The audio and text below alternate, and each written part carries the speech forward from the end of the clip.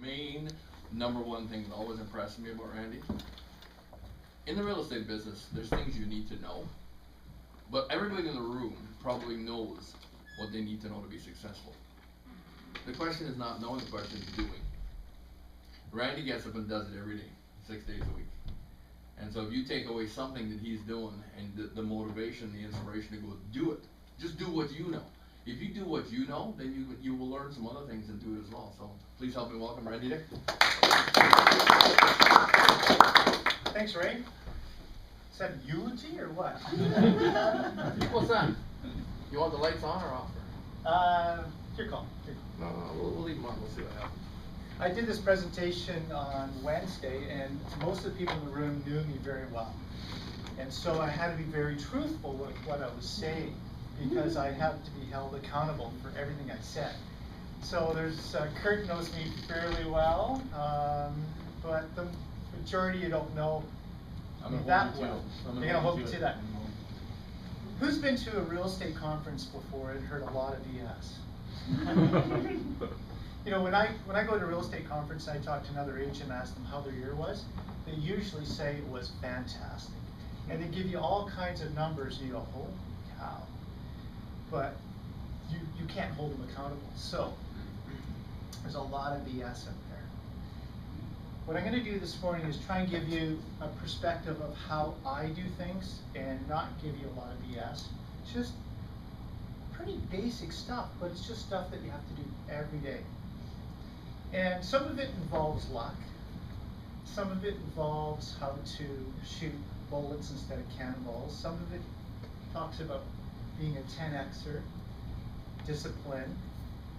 So we're going to kind of go through a whole bunch of things. And I think if you apply some of the things that you'll hear this morning, you can take your business from 10 deals to 20 deals, 20 to 30, 30 to 50, maybe even 70 or 80 deals. And some of you are all at different levels, so you'll take what you can out of this morning and hopefully take your business to a new level. So who got caught by the title, Return on Luck? Who came because of the title? Mike? Yeah. Oh, that was interesting. Yeah. Well, you've heard of ROE, Return on Investment, ROI, Return on ROE, Equity, ROI, Investment, right? But how about ROL, Return on Luck? I love that title.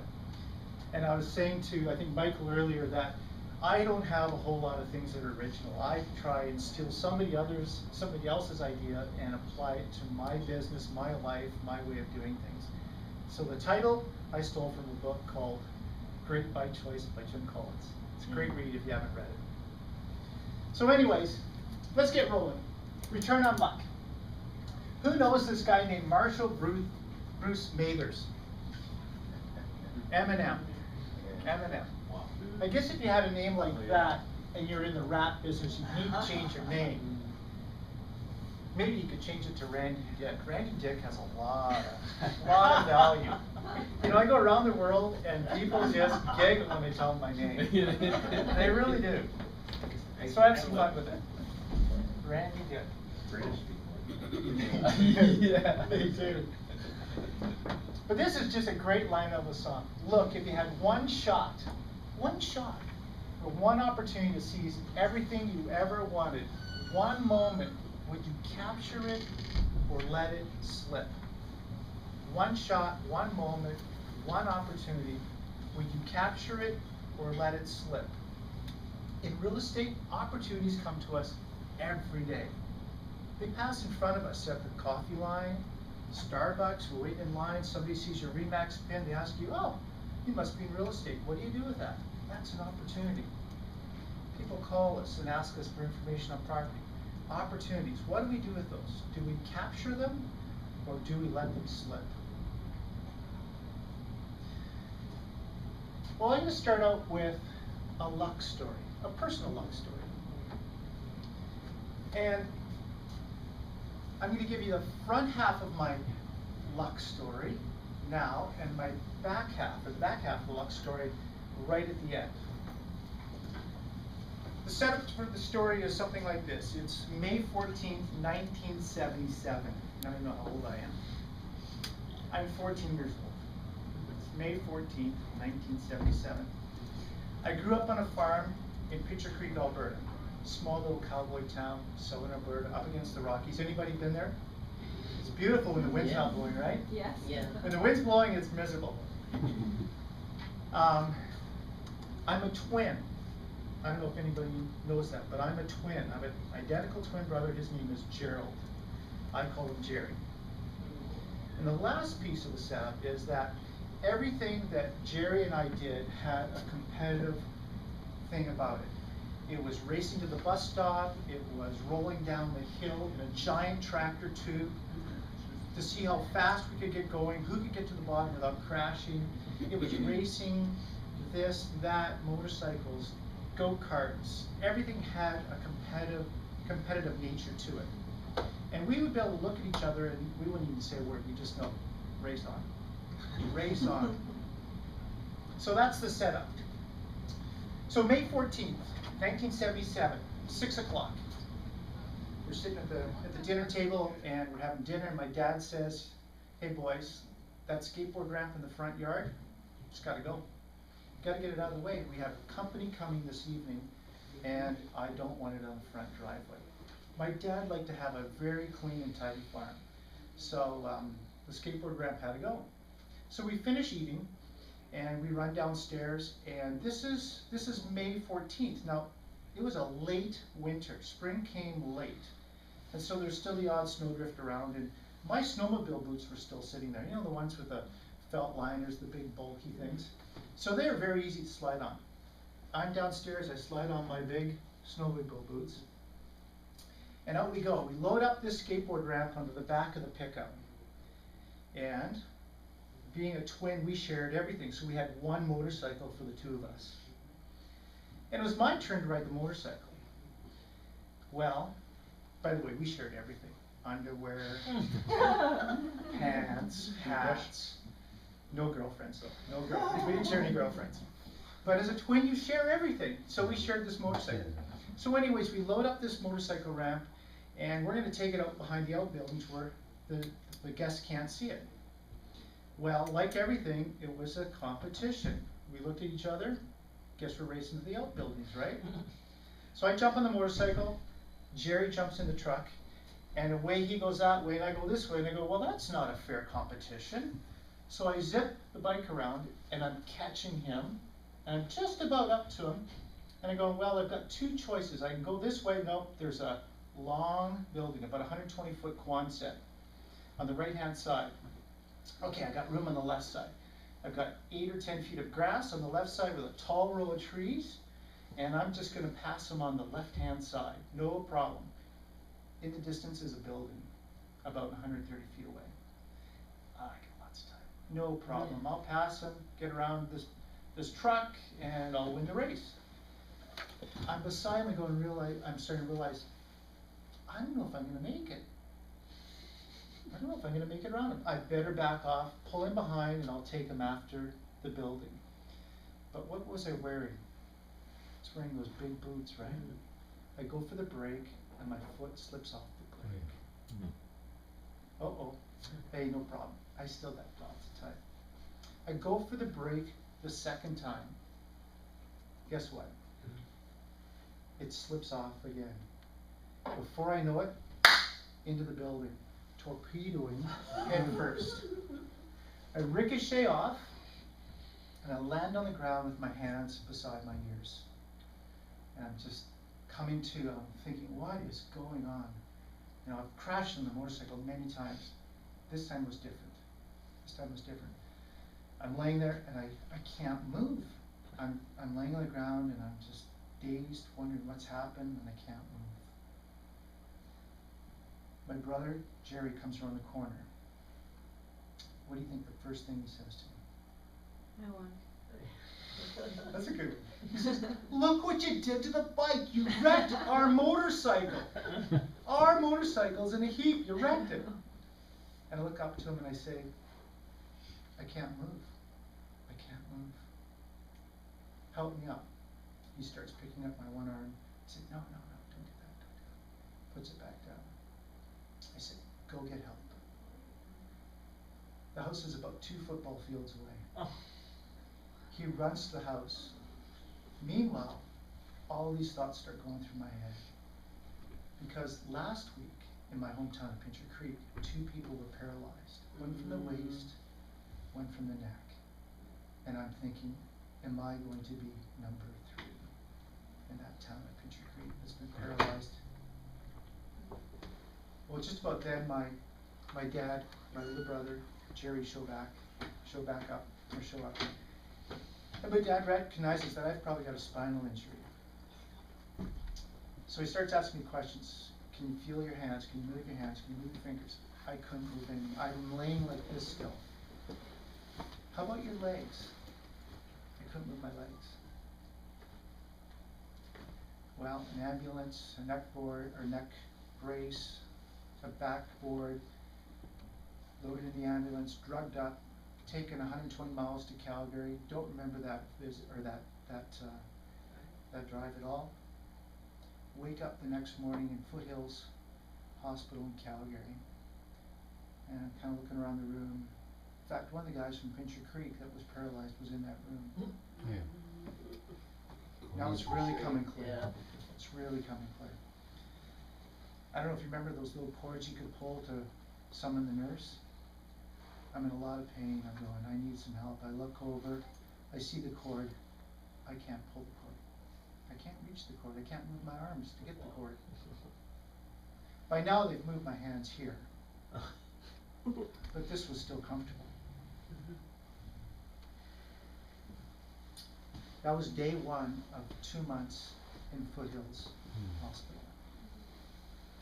That's the front half of my luck story. I'll tell you the back half at the end. Luck. Luck. Return on luck. When you hear luck, what do you think? You think good, bad? Good. Good. Glass half full? Luck comes in many forms. It comes in randomness. It comes in providence. It comes in events, accidents, complexity. When you think of luck, are these some of the words that come to your mind, some of the thoughts that come to your mind?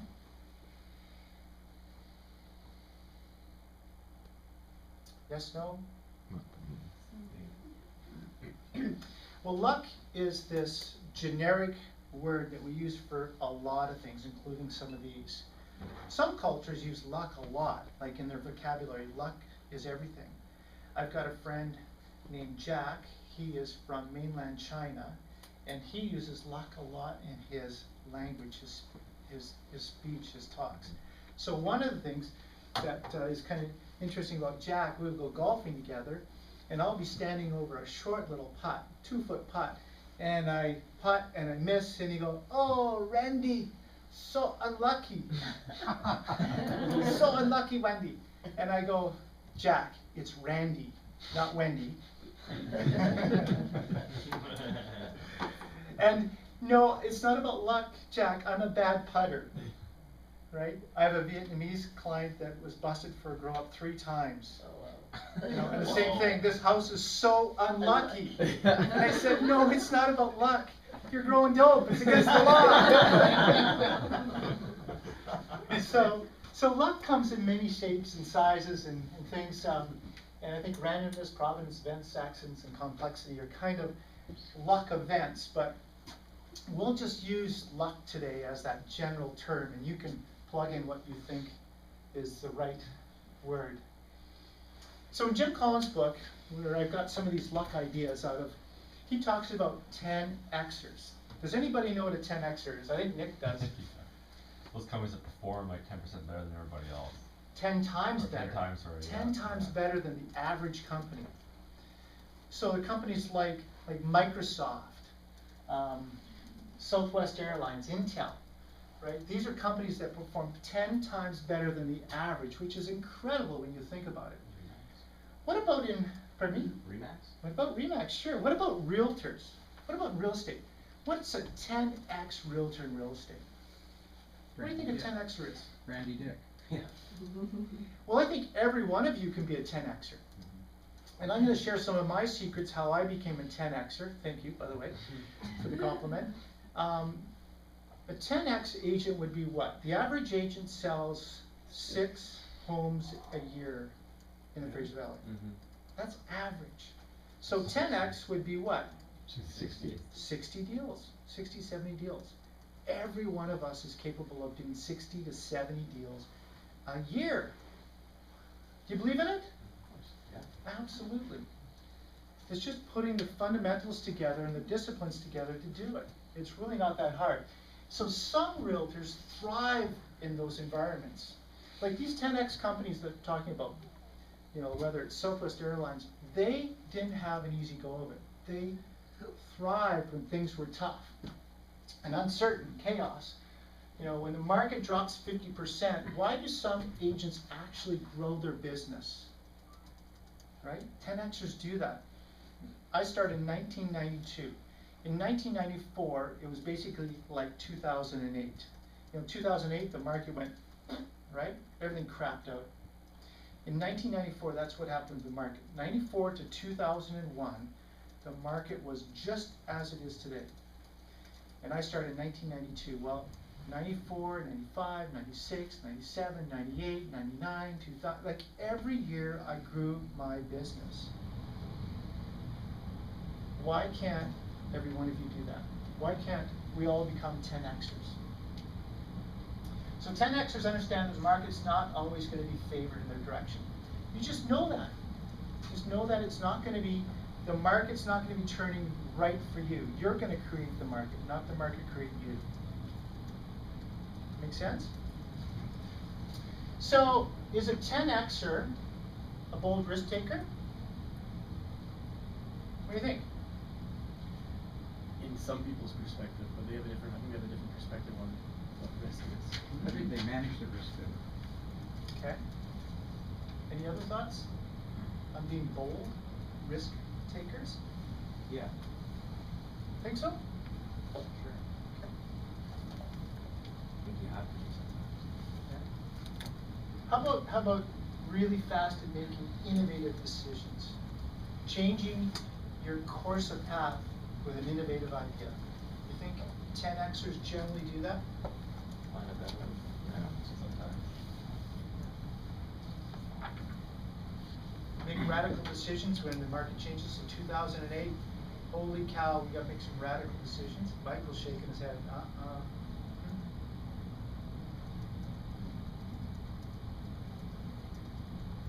You think they get more luck? Make your luck, okay? I believe these are all myths. I think we often think that's what a 10xer does, but I'll tell you, as I was growing my 10x business, and I maybe do things differently today, as Kurt was saying, like, depends where you're at in your mindset. Today I can make some bolder risks, or take some bolder risks, or make some innovative ideas just because of the size. I can risk a bit more. But when I was growing my business to a 10x business, I was not a radical risk taker. It wasn't radical innovative, changing innovative decision making or radical changes. I just stuck to this rhythm of doing things day in and day out and trying to service my clients as best I could. But I didn't make great big changes in my business.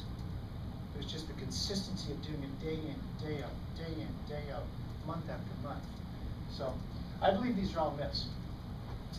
So we know that we're going to continuously face challenges, right?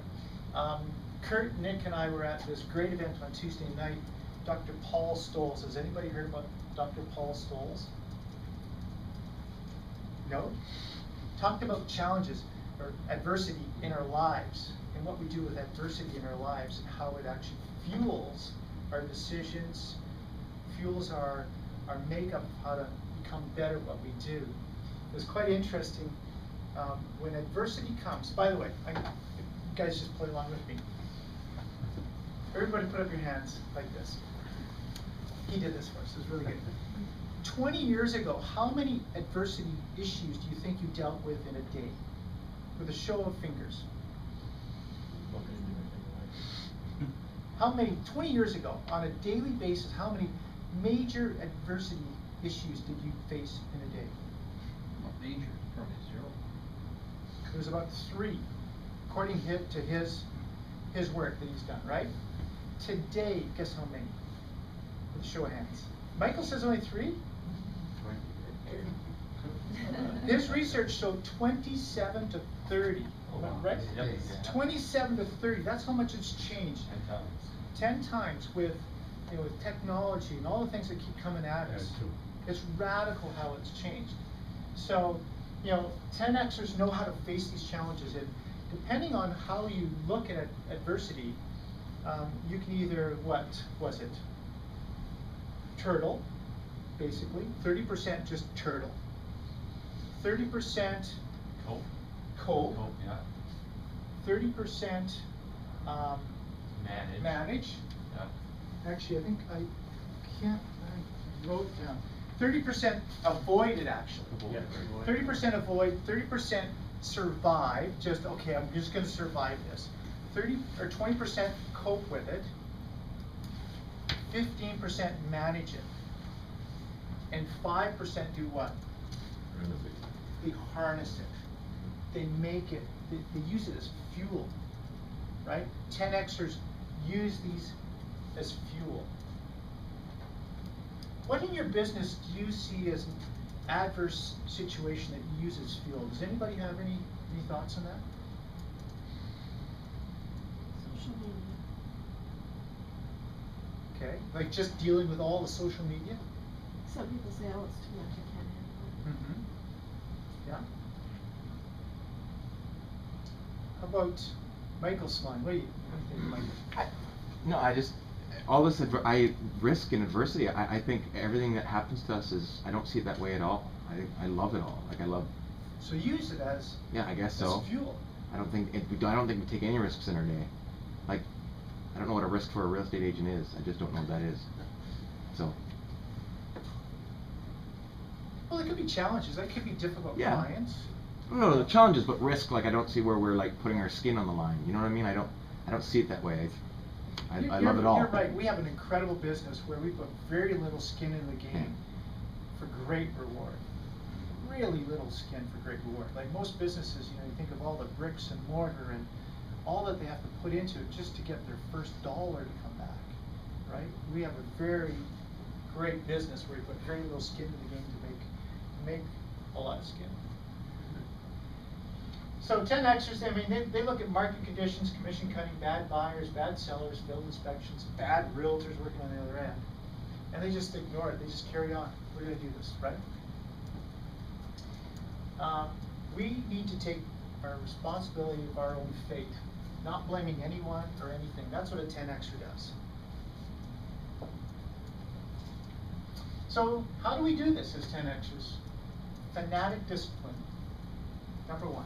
Right? Who in this room thinks they have fanatic discipline? I don't know if I go as far as fanatic, but pretty good discipline. I know Kurt does. Yeah, I've watched you with your discipline. This one's interesting. Experiential creativity. So we have all these experiences that we see on a daily basis, right? How to help our clients, what's happening in the marketplace. And then what do we do with it? Do we pour creativity into it, or do we just let those experiences go by and not bring the creativity to it? I know Michael does a lot of creativity with his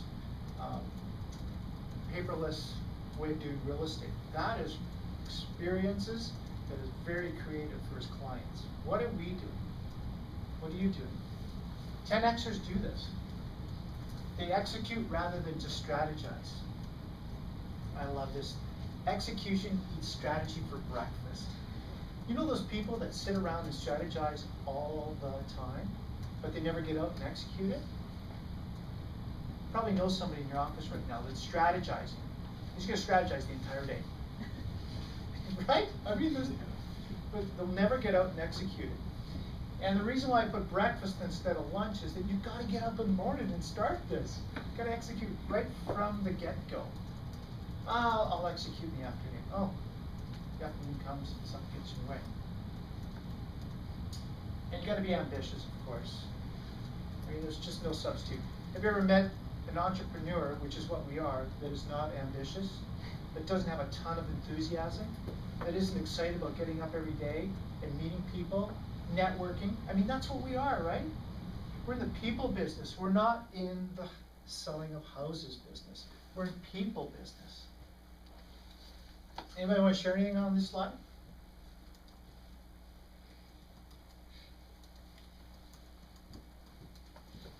So discipline. Who has designed their day to have success? Who's designed a day for success? Anybody want to share their day? I have designed days, but my discipline is not such that I do it every day. Yeah. Yeah. It's hard to do it every day. My day is, I'll share a little bit of my day. This is what my day looks like. I wish I could do this every day. I can't do it every day, but I try every day. So my day starts between 5 and 5:30 in the morning.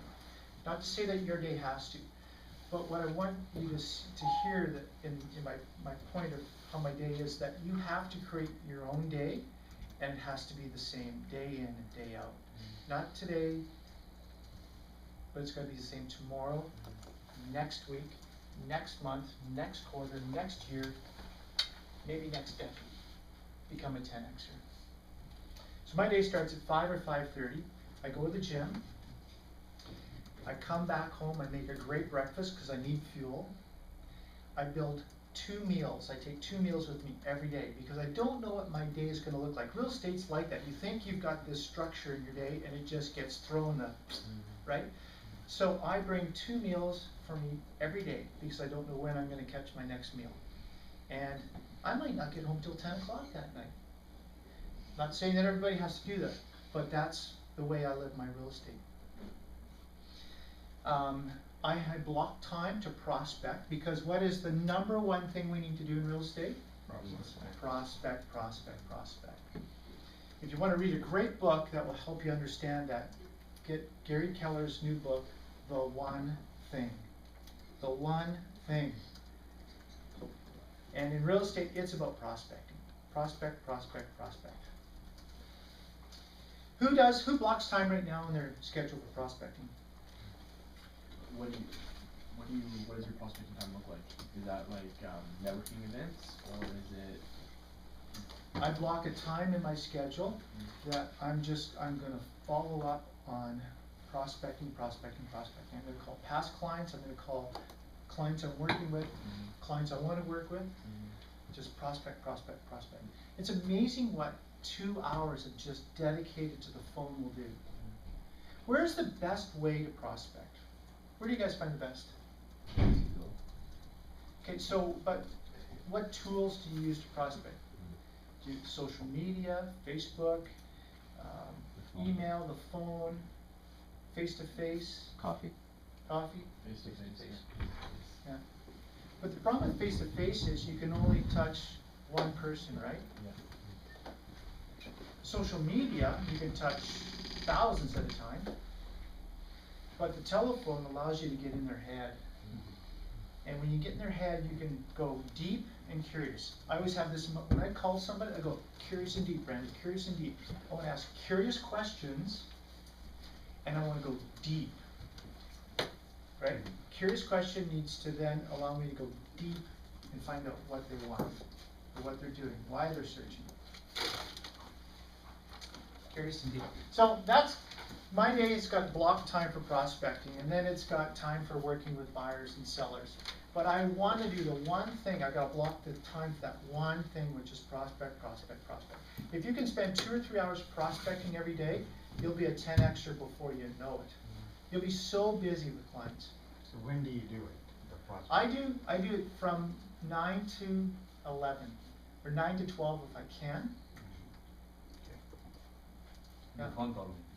phone calls, phone call, or email. Yeah.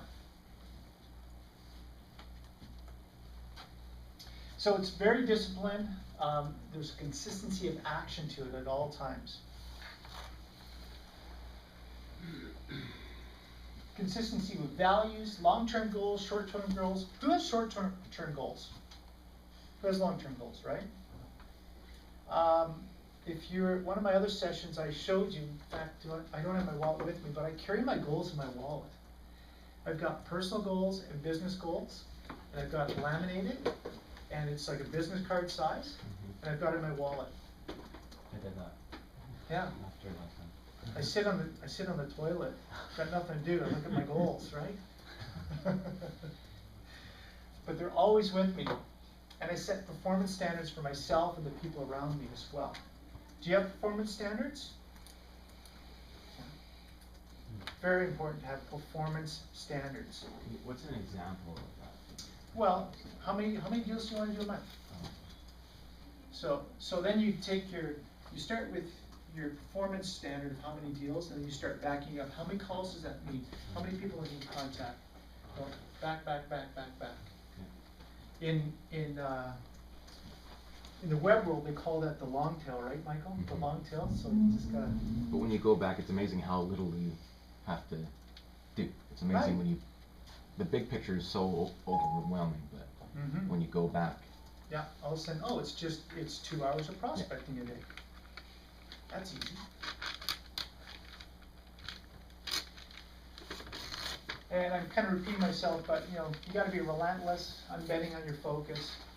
And sometimes you have to let some opportunities go that you think are good opportunities. Recently, I had an opportunity to market a 72-unit condo building, and the little voice in my head was saying, I don't know about that, Randy. The money was going to be good, but I just thought, I don't think it's the right thing to do. You ever heard that saying, it's tough to do a good deal with a bad person? I was getting that vibe, and I was thinking, you know what, I've been here before. I don't want to enter that program again, because it's just a lot of adversity that I don't want right now. And it was going to disrupt my discipline of my plan that was going to keep me at 10 extra. Because sometimes those big ideas can take you right off track, and you can lose what you've got going, right? The momentum that you have. Habitual rituals. You gotta have habits that become rituals. So this one's fun. Experiential creativity. And again, my day's kind of built around this, but practical experiences that you have each and every day. So it's not just theory-based. You're actually living these experiences and finding ways to be creative for your clients. Your clients want you to be creative. How can you be different than all the others? Because we all look the same. We're all a bunch of Dalmatians, right? They all look the same, but there's one that's going to be a little bit smarter, a little bit faster in that group. That's the 10Xer, right? So how do we set ourselves apart from all the others? What makes us attractive to the buyers, the sellers? What can you bring to them? What kind of unique selling propositions do you have? Let's talk about a couple of those. I hope I got a pen here that I can use the board. So, what's the unique selling proposition? Does anybody have one that sets you apart from all the others? All the other Dalmatians in the room? What about this one? Could you not say to your buyer, you know what, Mr. and Mrs. Buyer, I know this driveway is maybe a little bit steep and you're having some concerns about that, but remember, I've got this unique feature that when you work with me, that if you do not like this driveway in 6 months, I will come back and sell your home for free. I will eat the commission side of from the transaction on my side. So basically, I'm guaranteeing that you're going to love this house. If you don't, call me back. In fact, I'll check back every 3 months just to make sure you still like that driveway. If you don't like the driveway, I will sell your house for free. Do you not think that's going to be easier for you to get them on paper when they're looking at this driveway? You go, hey guys, you don't like this driveway? Remember, I've got that guarantee. If you're not satisfied with your home, I'll sell your home for free in 6 months. Is that not gonna get you to write a little bit easier? Is that not gonna give them confidence? They're gonna say to their friends, our real estate agent said we have a money back guarantee. Right? What about this one? Have you ever done a reverse offer? Does anybody know what a reverse offer is? You've got a listing. You've had somebody who's come through twice with another agent, not even your client. You know they like it, but in this marketplace, it's hard to get people to write a deal. It's hard to get them on paper, right? The hardest thing today is getting that ball rolling. So what you do is you go meet with your sellers and say, you know what, we've got some people that are really keen here, but we just can't seem to get them on paper. Let's do this. Let's reverse the role. Let's do the hard work for the other agent. Let's write an offer and send it back to the buyer. So we're listed at $500,000. Why don't we write an offer at $490,000 with the subjects for the buyer? You know, a completion possession adjustment dates that we're comfortable with, let's say 45 days out. And let me take it back to the other agent and help him with his work. Help him get his clients on paper, because they're already on paper. So two things happen. One is you sometimes make the deal because it gets that buyer to the table. Oh, they'll take $485 or $490 or $480 or whatever, right? It's almost like a price reduction. But you've done all this heavy lifting for the other agent. But it makes you look like a hero in front of your sellers. I do it sometimes just to look like a hero and get a price reduction. Right? How many people need a price reduction on some of the listings right now? Right? The key to price reduction, for me anyways, being creative. Again, how can I be creative with my experiences? So, during the listing appointment, I'm talking price reduction well before I get the price reduction. How about if we do this? We talk about pools or bins of buyers. And again, let's choose the number of $500,000. So we've got a home, and I get my clients to actually help me price the home. I want them to have some ownership of that price. Because when I come back to them in 30 days, or 21 days, whatever I think I need to do, I said, well, I mean, you guys picked that price. I didn't think that was the right price. You picked that price. You wanted that price. So I'll go through comparables with them, just like we all do, right? And I'll say, what do you think it's worth? I've got a few ideas, but what do you think it's worth? Well, we think it's worth X. Give me a range between $20,000 or $25,000. So let's just say it should be priced at $479 or $480 or something like that. And they think it's worth $500. So they're going to go, well, we think it's worth $5 to $525. Okay, great. Well, if that's what we think it's worth, and our group of buyers is in this pool of price, my 55, who has a 55-point marketing plan? Who has an 86-point marketing plan? Do you know how many marketing touches you have? That you need to know that. You need BS it if you have to. But you need to talk like you've got the plan. So, my 55-point marketing plan, I'll be able to touch every buyer in this price range. If you think it's worth $525, I'll be able to touch every buyer in that price point. And in 21 days, if nobody bites, there's no buyers. This is what I would suggest we do, Mr. and Mrs. Seller. I would suggest that we actually take it off the market. Take it off the market? Like, cause them to think about what you're doing. Like, if you just go through the motions like they're expecting, they're going to go, oh, just another agent. But cause them to go, what's going on? You're going to terminate the listing? Yeah, I'm going to terminate the listing because I don't want us to be on the market for more than 30 to 45 days. Because we start to look stale like bacon. Okay? But, Mr. and Mrs. Seller, I'm going to come back on the market here in 3 days. But you know, this is not the price anymore. We exhausted that buyer pool, right? We've touched every buyer in that pool with the marketing. So now we got to come back at $475 to $500. And now I'm gonna go work that buyer pool as hard as I can again with my 55-point marketing plan. And you know what, guess what? If we don't get it sold here, I'm terminating the listing again. This is where you know, most agents won't do this because it's work. They don't want to do this. It's work. It takes a lot of effort, it takes paperwork, costs a little bit of money. But you're really important to me. I want to make sure that I do the best job I can. Remember, I'm working for you. I'm not working for anybody, I'm working for you. So we're going to go and spend some effort, money. We're going to do this all over again. And we're going to go and look for a new pool of buyers until we get it sold. So what's really cool is this. I do this all the time. They're all on board here. They're returning my calls. We get here, still pretty good. We're getting over here, they ain't returning my calls anymore because they know it's coming 21 to 30 days. But I've trained them on day 0 that this is going to be happening. And you can do that in so many ways. Whatever you need, remember, you're the leader, they're the follower. They need somebody to follow. Everybody needs somebody to follow. Yes, Mike? During the presentation, how often do you have the seller say, well, then let's start at box number 2? Like, is it a pricing thing where they go, let's just get rid of the first box and then don't waste our time? That's a really good point. So sometimes I say, like, how important is that? It's really important. Then why are we starting here?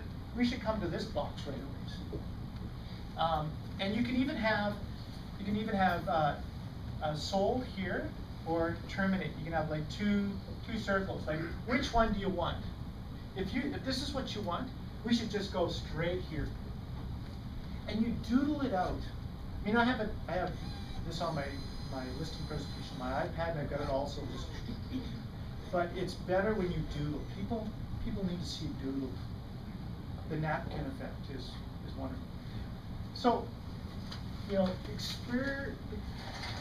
experiential creativity. You got to be creative in how you present things. You have to be a storyteller. Who's a storyteller in this room?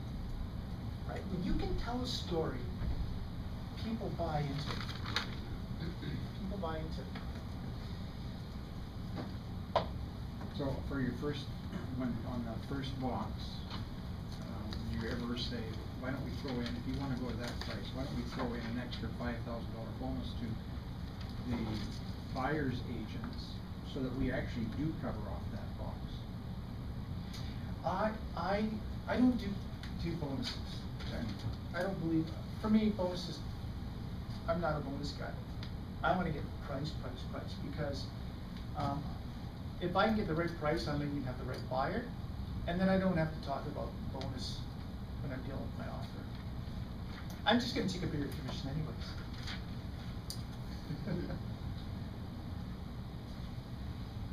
What do you mean by taking the bigger commission? I'm going to take a commission that's 7 and 3.5, or maybe even 7 and 4. Right.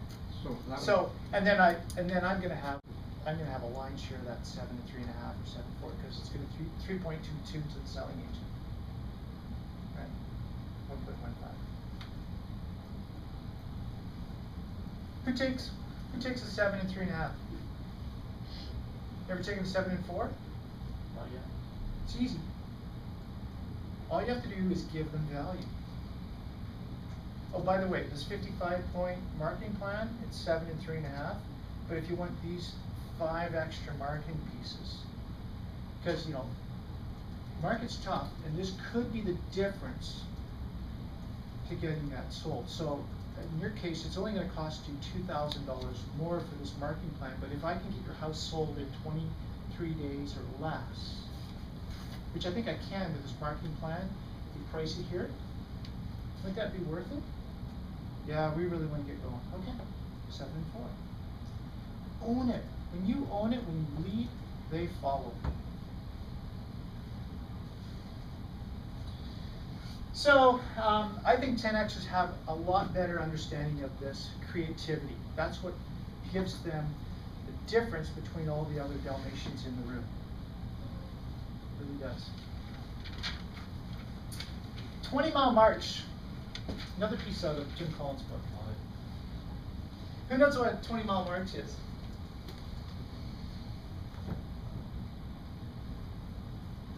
"20 Mile March" was something that two explorers, or one explorer used, Amundsen and Scott. Does anybody know who Amundsen and Scott are?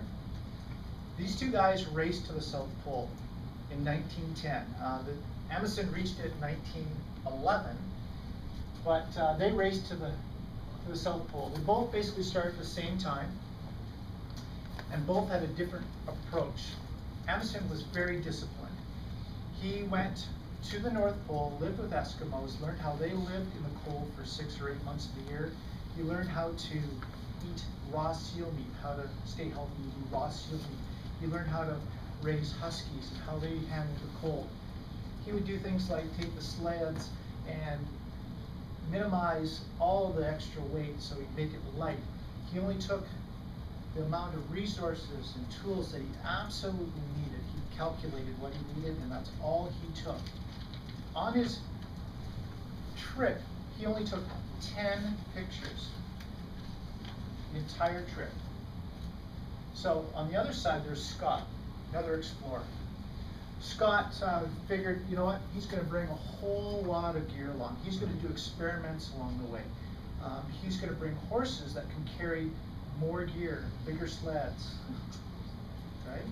He took 2,000 pictures. Can you imagine how much time that took to take 2,000 pictures? Today we have the digital click, click, click, click, click, but back then in 1910 to take a picture? Okay, everybody. Yeah. Hold that smile for 20 minutes, right? So he forgot why he was there. Scott did not have the one thing on his brain. He had many things on his brain.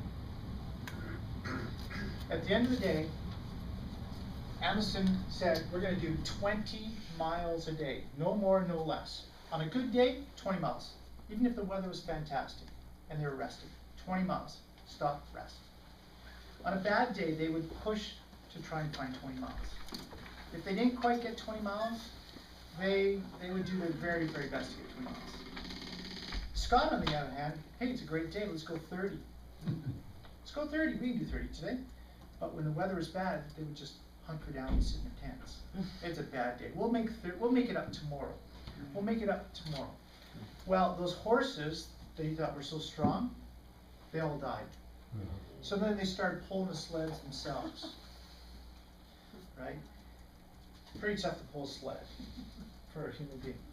At the end of the day, Amundsen got to the South Pole first, planted his flag, took 10 pictures. That's the only place he took pictures, at the South Pole. What's the point of taking pictures in case we don't get to the South Pole?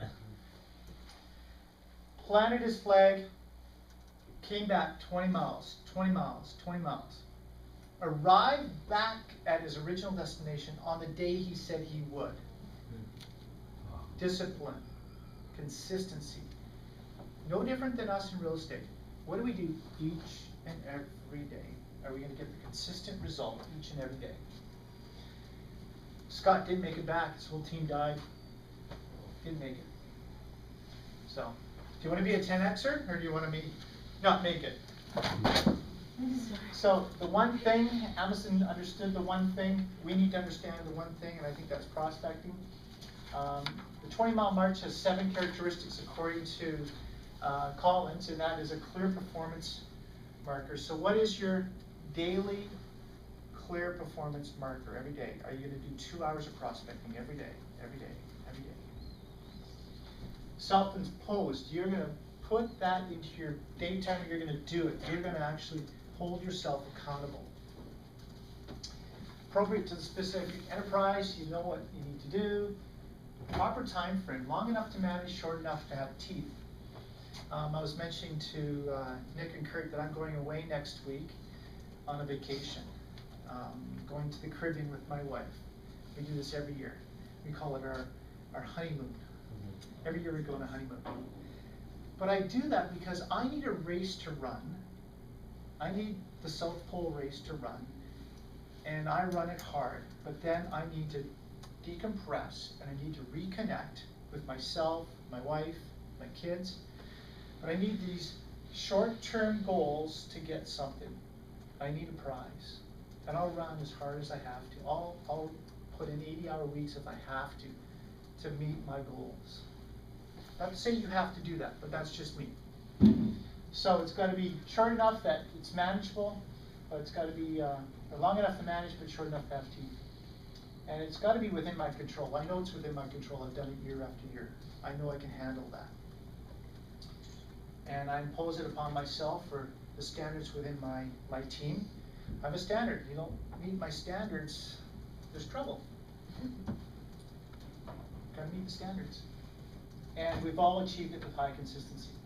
So the challenge is, are we up to that? Are we up to the 20-mile march? We know it's not gonna be easy. We know it's gonna be tough. Market's tough, challenging. Going to the South Pole wasn't gonna be an easy feat. Somebody did it. So why can't we all be 10Xers? Everyone in this room can be a 10Xer.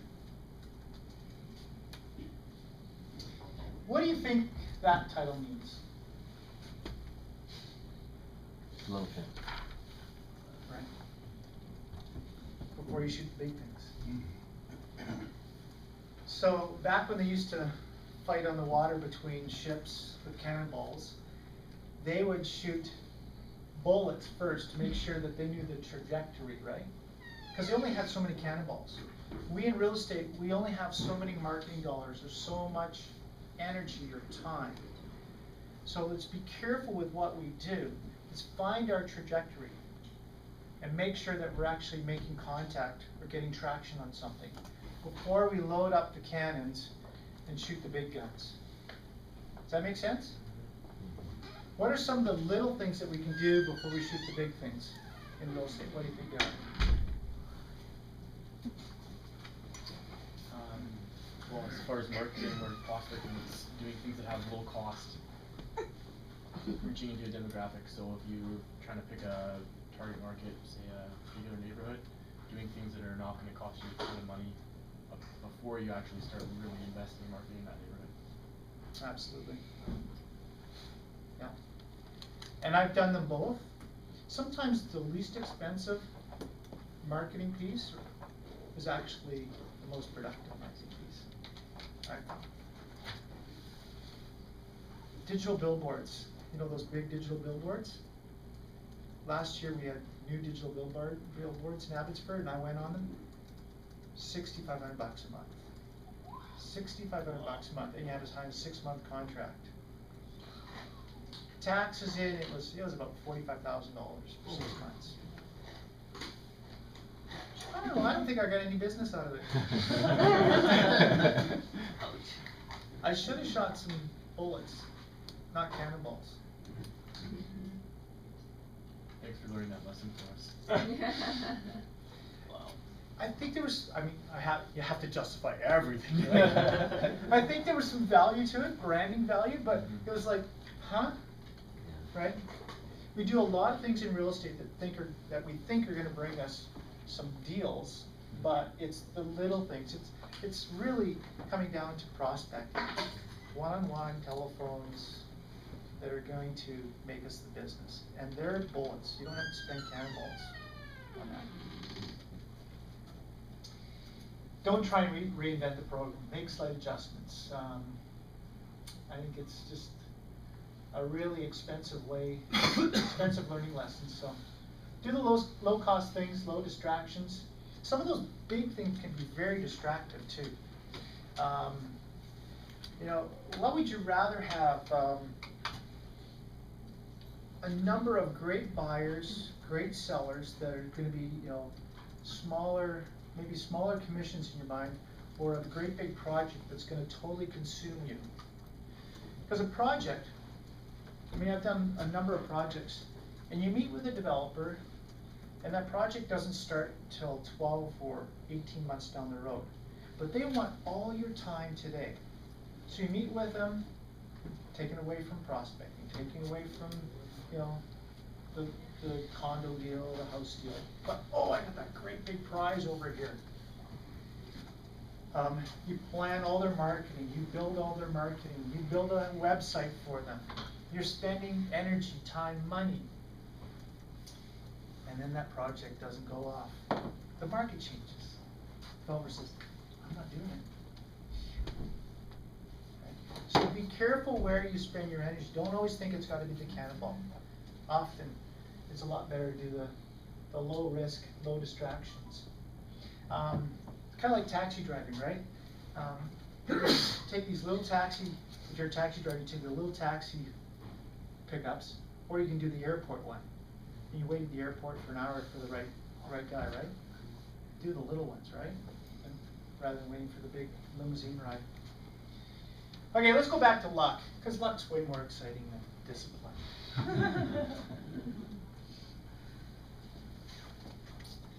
So we talked earlier on good or bad. Kurt says it's all about good. What about bad luck?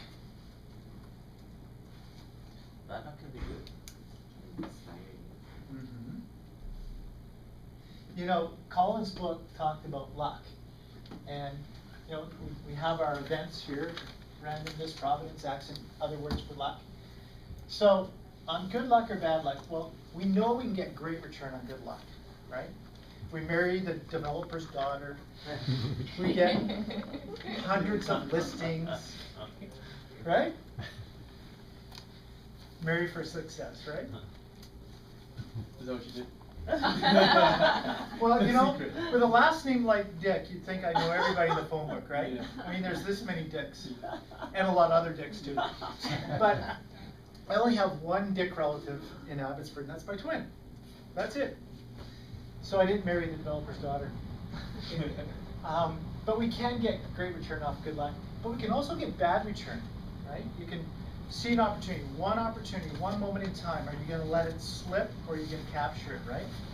Opportunities come every day, and we can just pass them, let them pass by. Tuesday night, Nick, Kurt, and I were at Rain, and I didn't do any networking. I wasn't in the mood to network that night. Did I let opportunities slip away? Absolutely. Because when I go to Rain, who knows what Rain is? Real Estate Investment Network. If you're not a member of it, you should. There's a room of about 350, 400 investors in this room, and you get to snuggle up to them. Every month. Every month. It's pretty incredible. So that's a really good opportunity there. But I didn't work my room that night. Just an opportunity, I'm sure. We obviously know that you get bad returns on bad luck, but I truly believe, and this is apparent in my life, that I can get a good return on bad luck. Definitely can. In Colin's book, and he's got this crazy formula for deciding if it's a luck event or not, but he says 10Xers actually had 75% bad luck. They had more bad luck than the non-10X companies. Do you think 10X real estate agents have more bad luck than non-10X agents? You don't think so? No? Statistically, the more work you do, the more things come across. The higher likelihood of you go sideways. Sure. The more deals you work on, the greater the risk, right? Something not working out. The more people you touch. The non-10Xers in Colin's book had 60% bad luck. So I would say it's not what the event is, but it's who, because if everybody's getting the same amount of bad luck relatively, it's what you're doing. And it's really who you are. It's not the event, it's who you are that's going to change that. So in real estate, I really believe it's how you approach it that's going to make the difference. And really, I think luck's about people. It's about people. We or businesses either strive or get crushed when the tough stuff comes. Right? Does anybody know, just think of somebody in your office that you think, man, just keeps going, or she just keeps going. Doesn't matter what comes her way, just like clockwork, right? And then you could think of the reverse or the opposite, that it seems like every little thing crushes the people. Okay? What's the difference? It's who they are. It's about who, not about what. It's about who. So there's byproducts of bad luck, good byproducts. Does anybody have an idea what those byproducts would be? Clients will listen to you better. Yes? When things get tough, it's a catalyst. And we talked about adversity, right? Like some strive in adversity. It actually fuels them. It just makes them better, stronger, faster. They have new ways, they get more creative. They get recommitted to what they're doing. I mean, when I have some tough times in my business, and they come all the time, I get recommitted. I totally get recommitted. I get people around me to get recommitted, and I'm being told to shut it down right No, now. I'm just saying 10-minute break, and it's okay. 10 minutes? Let me just go through this, and then we'll have a 10-minute break. Discipline, of course, that's really common, right? You get redisciplined. Creativity is heightened. For me, creativity really does get heightened when adversity comes my way. How can I work my client out of this, or what can I do? There's an oil tank. What are we going to do? How are we going to work our way out of this? We don't think we should move ahead with the deal. Why? Let's get curious and deep. Why don't you want to go ahead with the deal? Well, it's going to cost us way too much money. Well, what if I could find a way that it's not going to cost us more money? Because you really, this is the neighborhood you wanted, right? Yeah. But we don't want that oil tank. Well, we'll get the seller to take care of that oil tank. But we didn't have it in the contract. Oops. But the seller's going to take care of that oil tank. How are we going to work this out? So you just, ways to get creative to make it happen. And heightened paranoia. You ever been in a situation where you go, I don't know, something's not right here, right? I'll tell you a story about heightened paranoia that I didn't act on that I should have acted on. Does anybody know the Bacon Boys, the Bacon Brothers? Right? Does everybody know that I sold the Bacon Brothers family home? Before or after? This is about 2 years ago. Wow. Oh, a mess. It's about this time 2 years ago. I get a call. Susan Bacon. Not the Susan Bacon, I'm thinking. I'm curious. I'm always up for a challenge. Hey Susan, it's Randy Dyck here from the Xmas Real Estate Team. Yeah, we'd like you to come over and help us sell our house. Oh, what's your address? Such and such a Strathcona Street. Oh. Whereabouts is that street? So I went and met with David and Susan Bacon, the parents of the Bacon Boys.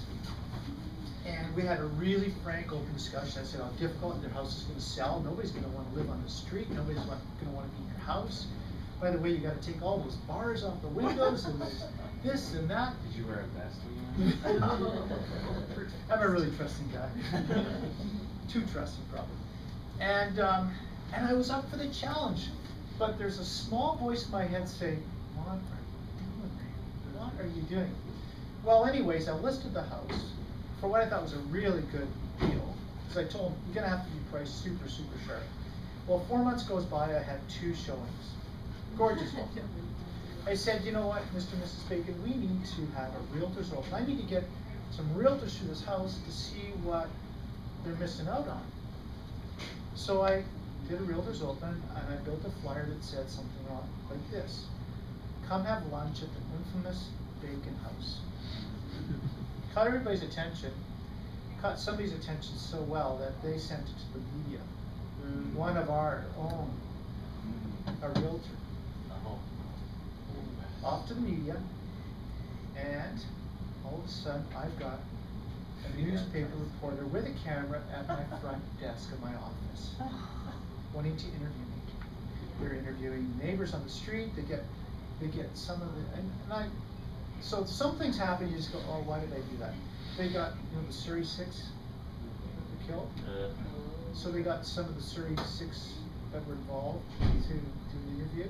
It was terrible. It was on the front page of the Vancouver Sun. You remember that guy that wore the mask like he was an old fellow, but he was a young fellow coming from China?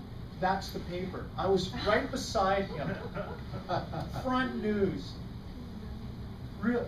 realtor selling vacant house, or what was the headline? It was something like creative angle on selling the vacant house or something like that, right? Anyways, it really caused a crap storm in the office, like my own personal office. And I mean, I should have been listening to my voice. I won't sell another gangster's house. Anyways, some byproducts of bad luck. Well, let's break and we'll tear into some other things. Are you gonna finish the story about how you sold the house? How I sold the, okay. The best part, so, yeah, I will finish. You survived. It caused so much heat that I thought, I can't take my office through this. And the phone was ringing off the hook. Like, you beep, beep, beep, beep, beep, beep. Email. Like, it was horrible. It was horrible. And I'm thinking, justify again. I was thinking, listen, I'm doing our community a favor. Yeah. I'm helping us get rid of these people because they're moving out of the city. Yeah. So I'm helping our community get rid of these people that we don't want in our community. I'm cleaning up that street. Every neighbor on that street is going to be better for it. And whether you have your faith-based or what, here's a way for me to touch some people that maybe nobody ever listened to them, right? Because I went into their home and we had, the discussions we had, they were incredible. It was a fun appointment every time I went there. I was like, good, I'm going to see David and Susan. What's on the agenda today, I'm wondering, So I tried to actually release myself of that listing. I said to David and Susan, I said, you know what, I just can't take this. I need to have you work with somebody outside of our community, because right now they're basically ready to gun down any realtor right now that's an Abbotsford agent. So why don't we send it to an agent in Vancouver, Surrey, Kelowna, anywhere, just to get a local name off this sign. And they looked at me like they were so disappointed in me. And you say what you want about, like, you raise gangster kids, they all turn out to be gangster kids, like, what are you? But, there's compassion involved as well, and empathy, right? And they just, their hearts just dropped. It was just like, boom. And I said, I'm getting another agent to help you. I can't do this.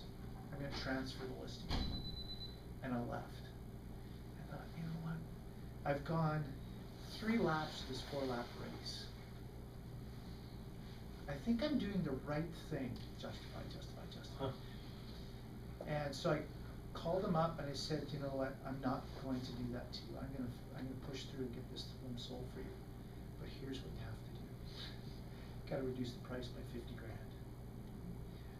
This cannot be in my inventory in 2 weeks. Reduced it, sold it the next week. People got a great buy. They moved on. And I was just thinking about this the other day. I listed another house in that street, and I listed another house in that street. People are just coming to me as if I'm the hero on that street now. I listed one just 2 nights ago.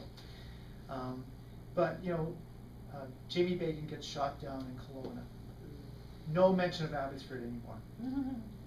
Right? They find the killers. They solve the case. No mention of Abbotsford again. And I'm thinking, where were you? Like, where are you now? That should have been on your flyer the first time you were cleaning up the neighborhood, right? Yeah. So that's how it ended. So people luck. It's about luck and it's about people. We're in the people business. Any takeaways from the first half? Anything we need to kind of? Any questions, or should we just keep rolling? Keep rolling. Okay. Okay. So these are people that will bring you luck.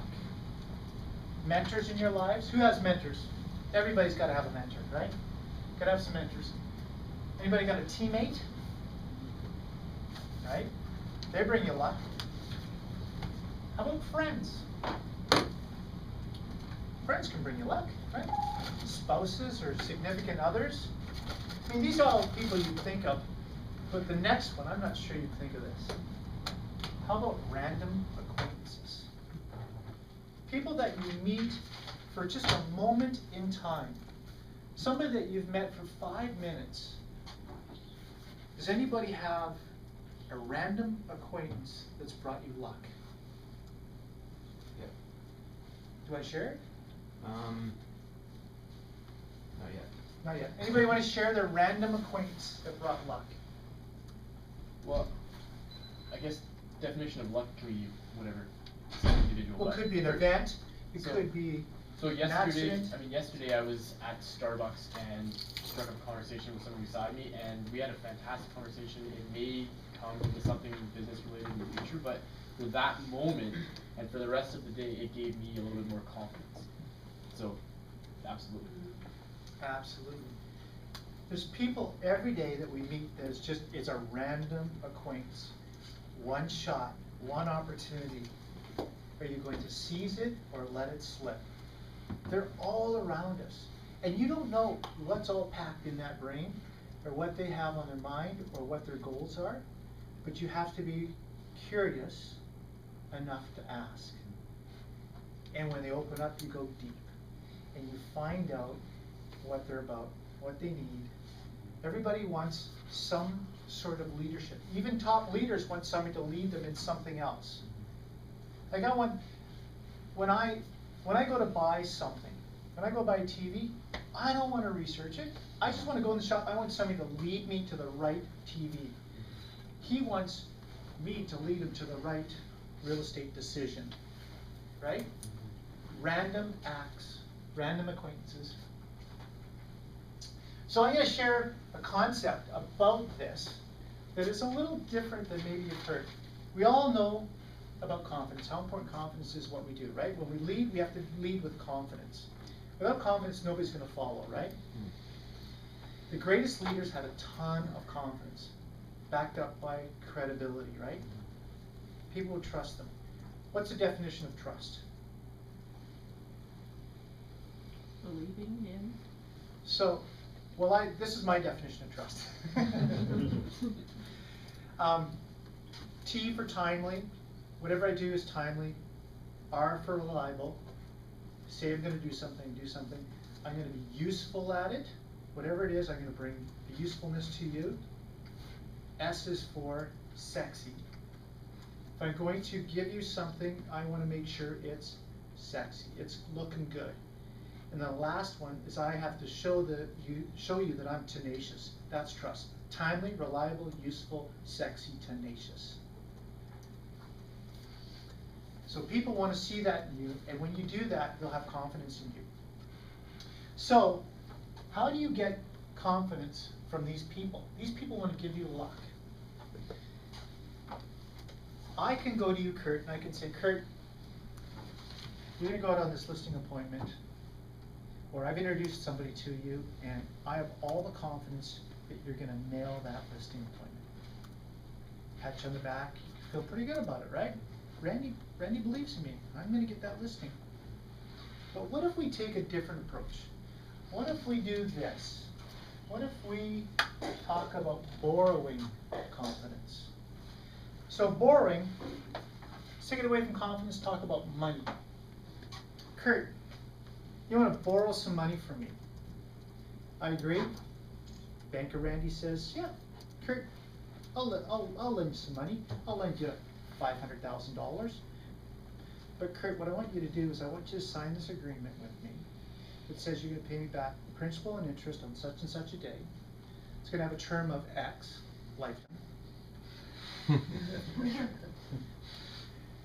But the concept that I'm going to give you something, you have commitments to pay me back, right? So what if you said, or had the concept that all these people are borrowing you their confidence? So on my team, I've got a new guy called Andreas. He's young, he's 22. He's like a Jack Russell. He's like jumping around. Yesterday, this is really cute. Yesterday he had a listing appointment, a 3-hour listing appointment.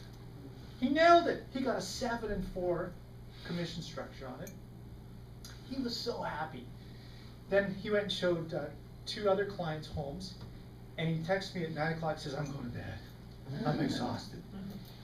But I said to Andreas, listen, Andreas, I'm going to borrow you everything I know, everything I have. I'm going to give you confidence, tools, resources. But you know what? You have to pay me back. I'm not just going to give it to you. I'm going to borrow to it. I'm going to borrow it to you. I'm going to lend it to you. And you're going to borrow it from me. And so he went away thinking that he's got a lot more on the line. Right? So when you use that thought, that terminology, you take whatever you can get from these people a little bit different. You take it a little bit more serious. So when you're borrowing something from somebody, you're getting luck from somebody, you got to pay them back. Do you understand that concept? Does it change it a little bit? Does it make you more committed to making sure you don't miss those opportunities? Oprah, she's got to be the luckiest, richest woman in the world, right? You think she's lucky? Rough life. She worked for everything she's got. Good brain, that's right. She's got a good brain, yeah. Good brain. She's gifted, she's talented, but she also seized opportunities. Those opportunities just didn't fall in her lap. She went out, she found them, and she seized them. Yeah, that's what. Yeah. I recently went and saw Oprah. Did anybody else see Oprah? Yeah. So I didn't go to see Oprah. I had alternative reasons to go see Oprah. I like Oprah, but I'm not like this diehard Oprah fan that I had to go. And I'll tell you about the Oprah story in a bit. But Oprah shared this story at Rogers Arena, and I didn't know it. Do you know how she got into the movie Color Purple? Does anybody know the story? Well, there was a book first, right? There's always a book before the movie. She read the book and she said, you know what? I am Sophia. I am definitely Sophia. By this time, she was already doing some news reporting, so she had some experience being in front of a camera and doing her thing. But she says, I'm definitely Sophia. And somehow she even got in front of the casting director to say, I want to be cast for this movie Color Purple. And I think I'm Sophia. And the casting director said, well, listen, no experience in acting. You've just barely done some news reporting. By the way, all this she said, so don't take it the wrong way. By the way, you're fat. And, you know, we've got a list of qualified actors way in front of you. So, like, what are you doing here? Like, get out of here. But she was so convinced that she was Sophia that she bought books, she gave out books to friends, mentors, teammates, acquaintances, and said, I am Sophia. I will be in this movie. She just kept driving that point home, driving that point home. She got another interview with the casting director and said, I want another opportunity. The guy says, okay, whatever. You're relentless. Like, get out of my life. Come one more time and get out of my life. Again, he turned her away and said, like, get out of here. You're still the same. No experience. You're fat. You're not right for the movie. Leave me alone. She left, of course, depressed. She enrolled in, today we call them wellness centers. Back then they called them fat farms. Yeah. She went, yeah, they did. Yeah. She went to the fat farm. She's walking the track, depressed. I'm at a fat farm. I gotta lose weight if I ever want to be in any movies. And one of the fat farm workers comes out and says, Oprah, there's a fellow on the phone by the name of Steven Spielberg. He'd like to talk to you. Picks up the phone. Hey Oprah, it's Steven Spielberg. I want you to be in the movie. You're gonna be Sophia, and don't lose another pound. That's how she got into the movie. Do you think she got high return on luck? She took the opportunity and she seized it. She absolutely seized it. Is Oprah the only one in the world that gets these opportunities? We all have them. We all can seize them. We can, you know, I don't know if willing is the right word, but we can will goodness in our lives, luck events in our lives. And really, I think it comes down to mindset over skill set. So, Dr. Paul Stoles, and I saw these statistics before I saw him on Tuesday. So that's why I was so excited to see him on Tuesday. But he says mindset is the key. It's the absolute key over skill set.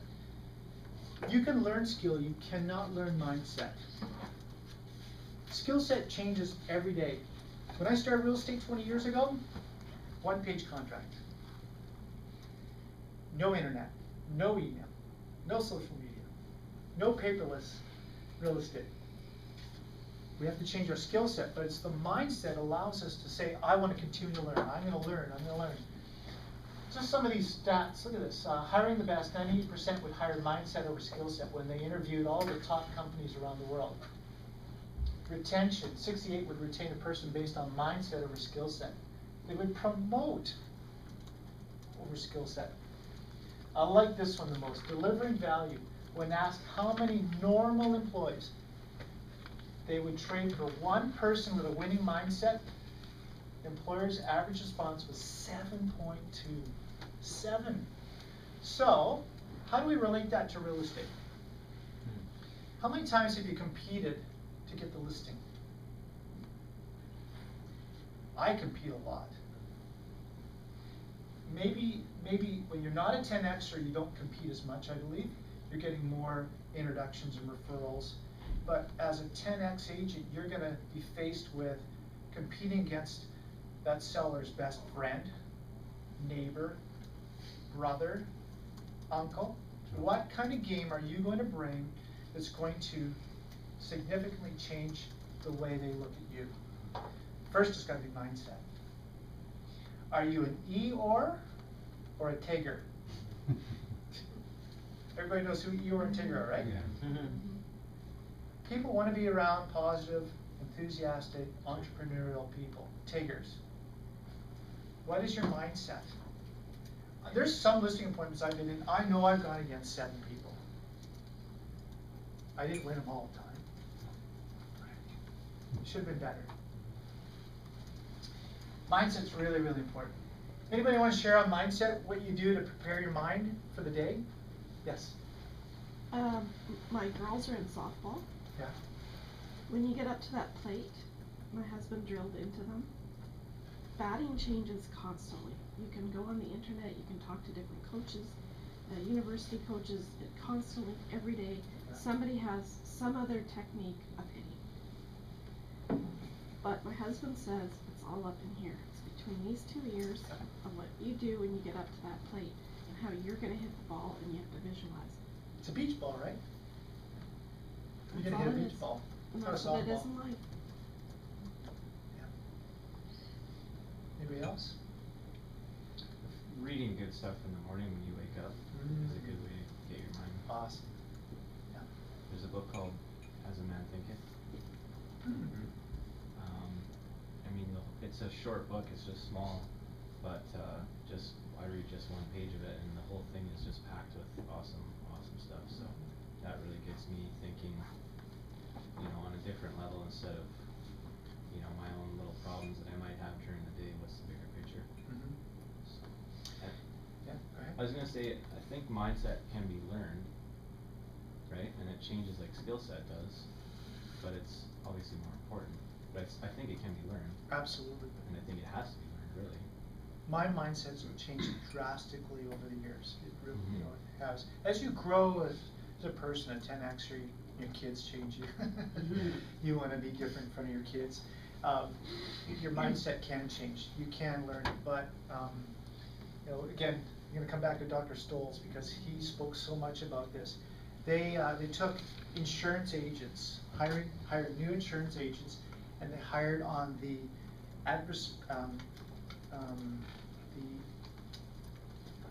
the quotient? Adversity quotient. Adversity quotient, yes. Adversity quotient or skill. And they divided into 2 groups, adversity quotient high, poor skill. And they called, what did they call them? They called them the experimental whatever, Yeah, right? the rejects, The basically. rejects. Because their skill was so low. So according to the industry, they were poorly prepared for what the industry was going to throw. And it was 200 people, right? 250. 250. These guys became the top insurance agents. And the skill guys, and you think real estate's hard, insurance is even harder. It had an 85 or 88 percentile fail rate. I'll attest to that. Yeah. It's hard to sell insurance. It's easy to sell a home, the emotional value of a home. No, not everybody thinks they should have insurance. Everybody thinks they should have a house. Well, you can't see it either. Right. Gotta be a good storyteller. Yeah. Yeah, definitely. So some of the takeaways from luck, mindset over skill set, we just talked about that. Does anybody know what the Deming's rule is? Deming's rule is about being competent and conscious, or competent and unconscious. So, you know, little analogy, two golfers. I'll just keep the competent, conscious, competent, unconscious. So two golfers, they're both great golfers. But the competent, conscious golfer is at the range every week practicing his game. He's hitting 300 balls a week. He gets to the course 40 minutes early. He's had a good meal before he's come. He's proteined up, ready for the game, right? He's on the putting green doing a few putts. He's practicing his game all the time. Gets on the first tee, it's methodical, it's disciplined. Lines it up, bam, beautiful shot, 300 yards right down the middle. The competent unconscious, he's gifted and talented too. He doesn't practice, he's just a gifted guy. He comes to the course 10 minutes prior, he's grabbing a dog at the window, he's still eating it at the first tee, drops the dog on the ground, tees it up, walks up, bam, hits a 300-yarder right down the middle as well, right? Both are good. Both get the job done. Let's put some money on the line now. Let's make it challenging. The wind's coming up. There's a water hazard in front. Who do you think you're going to put your money on now? The competent, conscious. So in real estate, what are you doing to be competent, conscious? We talked about reading in the morning. I talk about scripts. I have scripts that I know work every time. They don't sound like scripts when I use them. I'll have 10 or 15, well, I got 10 to 15 depending on where I'm at. Elevator speeches ready for whatever comes my way. An opportunity comes, I've got an elevator speech for that. Oh, it's that angle? I've got this elevator speech. Oh, you want to talk about investment? I got that elevator speech. Do you guys practice scripts? Do you practice your elevator speeches? Do you rewrite your elevator speeches? Do you read to make yourself better?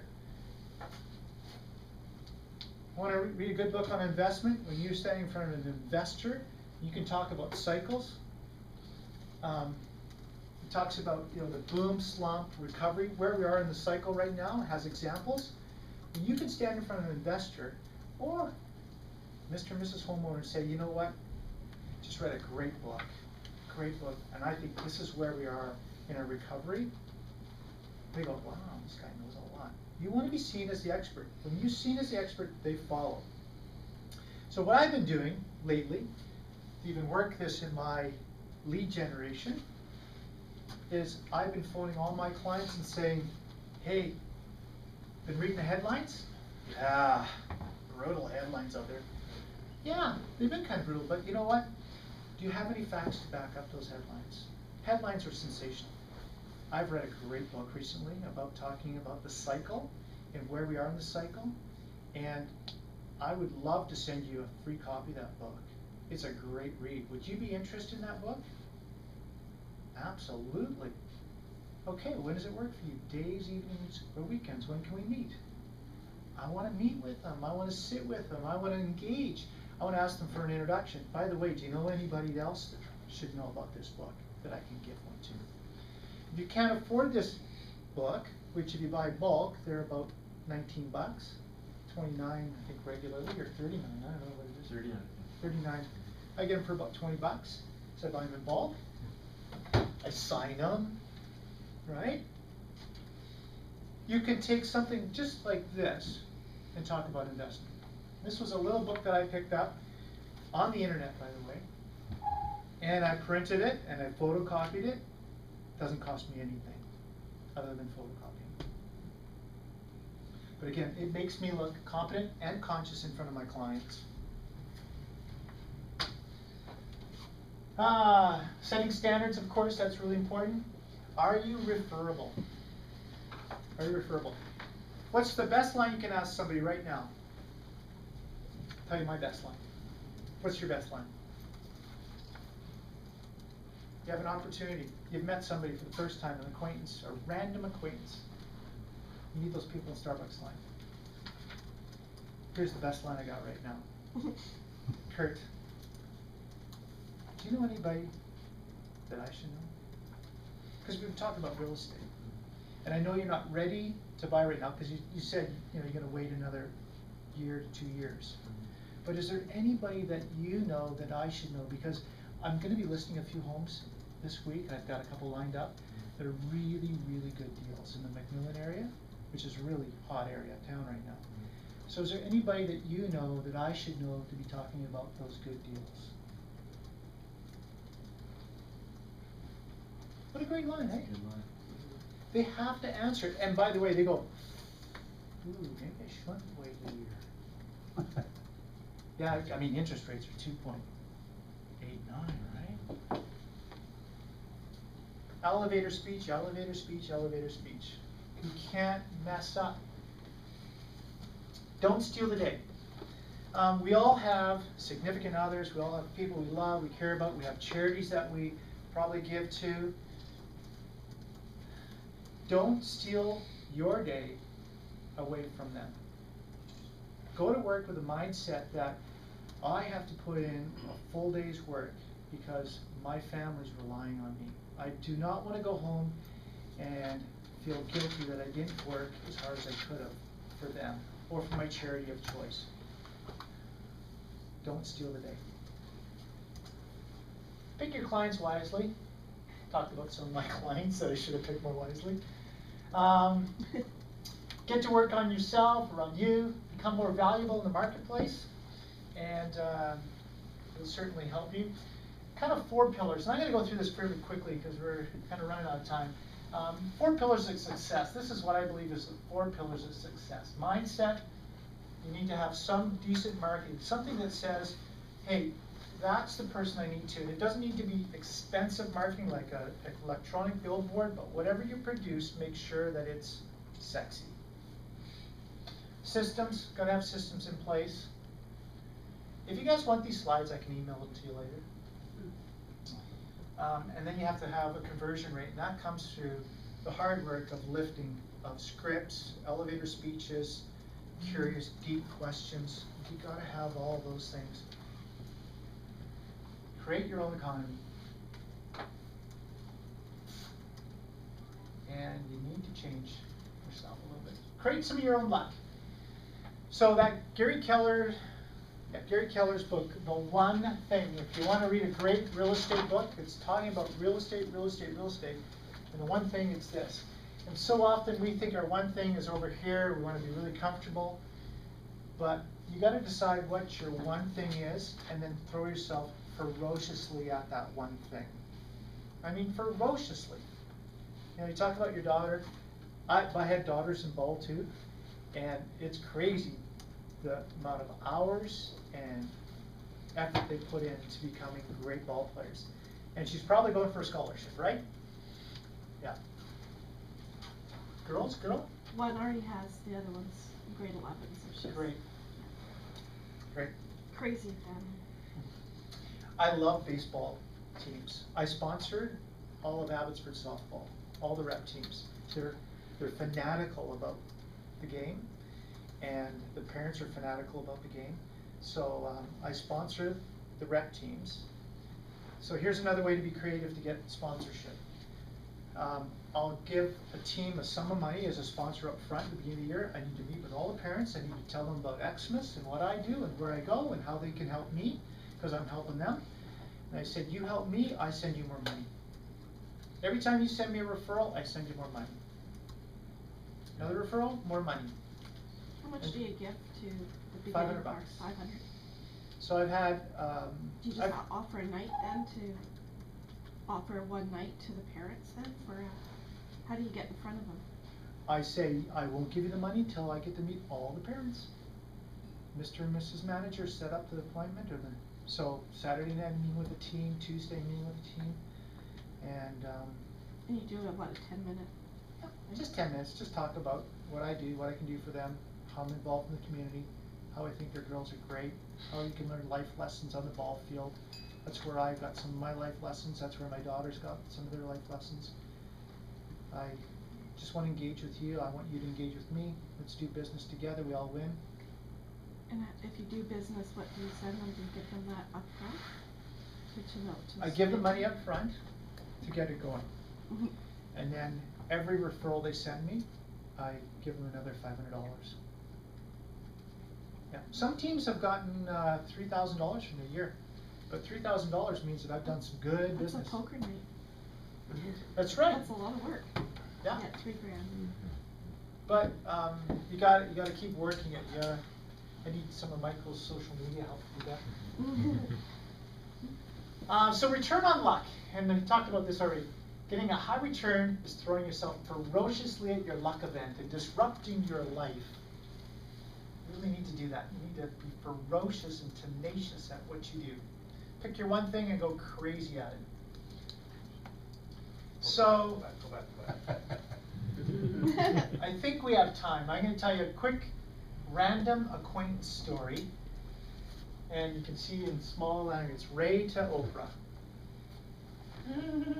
This is my random acquaintance. 2000, it was 2000, the fall of 2000, and there's this guy named Ray Yenkana. He comes to Abbotsford. He's the new owner of the RE/MAX office. And at the time I was an owner of another office called Prudential Abbotsford Real Estate. And I was one of 5 owners. Don't become an owner. Moral of the story, don't become an owner. And Ray comes and says, let's have a little chat. And I don't know who this guy is, Ray. Well, within about 2 sessions, we're making a deal. You know Ray, he's always making a deal, right? And before I know it, I've sold our office to Ray. And so February 1st of 2001, I am now a RE/MAX agent, and I've brought the whole team over to RE/MAX. All out of this random acquaintance. So from Ray, I pour myself into RE/MAX, and I realized, wow, what a great organization. By the way, I thought I was a big fish. I thought I was a huge 10Xer at Prudential. I was top dog. I was selling about 70, 75, 80 homes a year, and thought, I've got this thing figured out. I go to my first RE/MAX event, and I meet a guy selling 450 homes. And I'm like, wow, 450 homes? I'm a minnow in this game. He just swallowed me, right? So I go back and I say, how do I become not a 10Xer, but a 100Xer, right? How do I find a way to sell 400 plus homes? And so through the connection with Ray, the conference, meeting random people at conferences, I start asking curious, deep questions. And I start learning the craft of selling 400 homes. I have had a year where I sold 450 homes. The market was in my favor. Luck was in my favor. Had a couple good projects. But from there, I was asked to be on a top producer panel at one of the RE/MAX events. Fantastic, okay? So then I meet more interesting people. Then head office, just like Michael, they recognized maybe this guy could do something other than just be a realtor. I got asked to be on a TV show that RE/MAX was producing at Chum. You know, I don't know if you remember that real estate show that they had. And I met another interesting acquaintance. His name was Don R. Campbell. Don R. Campbell is the author of this book, author of many books. He's the founder of RAIN. He has, 4,000 members across Canada. And I meet with Don and I have a little chat with him. We talk about some things about real estate and investing. And I don't see Don again for 7 years. Disappears. I don't get involved in RAIN. I should have, but I don't. Last January, I'm sitting at an open house. Who hates open houses? I love them, actually. I love them. They're incredible opportunities to meet people. Capture the opportunity. So I'm at this open house, and Don walks in. Don! Randy! haven't seen each other in 6 or 7 years. Yeah. I'm going, how can I turn this into an opportunity? Randy, pull up all your elevator speeches, pull up all your data that you know, and start talking smack about investment. One thing leads to another, and I say, Don, you know, I just did a presentation for the Fraser Valley Builders Association on the market for 2012. This is what I presented, and I start rolling through my stats, my slides, right? He goes, oh, that's pretty interesting stuff. I said, would you like to have a copy of it? Gotta ask. He says, yeah. Next day, I take the PowerPoint presentation, there's video of it. I take my stats that I produce every month, which I call the STR stats, sell-through rate stats. I deliver it to his office. Is Don in? No, Don's not gonna be in all week. Okay. Nice card, bit of stuff, right? Leave it. Don't hear anything for 6 weeks. Come out of a listing appointment. Call Melanie from Rain. Never met Melanie. Hey Melanie, it's Randy Dyck. Hey Randy, how you doing? Good. We host an event every month, and we'd like you to do a market update for the Fraser Valley. Are you okay with talking in front of 400 people? Yeah. Worry about it later. Worry about it later. I get to speak at Rain. I don't give any information out. I have a booth in the back. I still don't have any information. Give me your email address, I'll send it to you. I now have about 175 Rain members' email. Sorry, Kurt. I think I'm next too. And I send out the stats package every month, which helps me make contacts, produces sales. I just closed a $950,000 sale on Tuesday from a Rain member. Sorry, Kurt. I've had dinner with Don. I've met incredible people along the way, and that's where I ended up with the Oprah event too. I didn't want to go to Oprah, but I wanted to meet other incredible people that gave me opportunities. Rain had a VIP opportunity. I took that VIP opportunity, went to the 49th floor of the Shangri-La, we had a pre-party, met some incredible people that, again, 6 weeks from now, who knows, might get a phone call. I might need to make a phone call, but I don't know where it's going to end. I am betting on a high return on that lock. High, high, high return. So that's my 10x luck random acquaintance events. And there's many others in between there, but I'm just trying to pick and choose. So let's finish off with the back half of my luck story. Remember that I'd said I'd spent the one day of my time in the hospital. It's going to be almost 2 months. Well, in those 2 months, many things happened. I got into a routine. I got into my one thing, survival. I got into my routine of trying to work through how this life is going to look like. But by a few days out, I started getting a lot more movement. So I was lucky. I didn't sever my spinal cord. I traumatized everything in my neck. C3, 4, and 5, C1's your top, 3, 4, and 5 are all wired solid to this day. I crushed everything there, but I didn't sever the spinal cord. It's intact. A little bit of luck. The doctor said, good thing you weren't wearing a helmet that day. What? Really? The helmet would have been heavy here, and it could have thrown my head more to sever the spinal cord. Oh. Wow. Good thing I'm a twin. Competitive by nature. Twins are very competitive. Good thing I had a twin because he's my physiotherapist. Didn't have a physiotherapist. They sent me home one day and said, you're on your own. It was about 2 months in the hospital. My brother shows up, my little brother shows up to visit me, and the doctor walks in and says, this is your brother, right? And I said, yeah, it is. He says, I think today you're going to go home. Go home? This is everything I know. Remember the one thing? That was my sweet spot. This is everything I knew.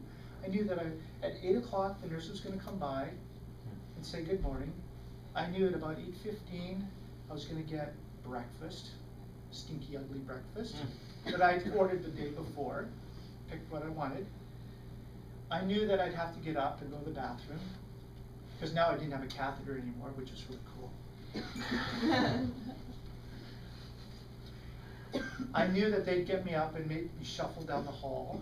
I could go about 50 feet one way, 50 feet back, and I was toast. I was just literally exhausted.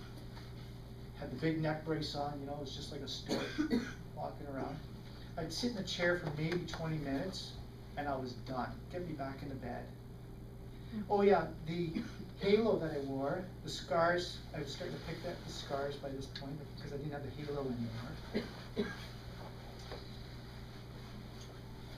But I was comfortable. I learned to live in that environment, and I was getting by. I adjusted. But now the doctor was saying, no, Randy, you gotta go and get out of that comfort zone. Really? Anyways, my brother did end up taking me home. I could only sit again for about 15 to 30 minutes. He had a hatchback. He laid me down in the back of the hatchback. I laid in this car all the way home. Didn't know what I was watching. And I spent the next year working at getting out of my comfort zone and learning how to do everything again. My brother would say, let's go and play basketball. You're going to win this time. So we played basketball until I won.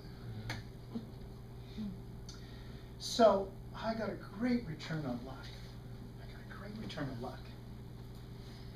No helmet, incredible team of doctors, being born a twin, the physiotherapist, shaping and forming who I am. There's crucibles in our lives that shape us and form us. There's crucibles in real estate that shape us and form us. I'm not going to sell another bacon house.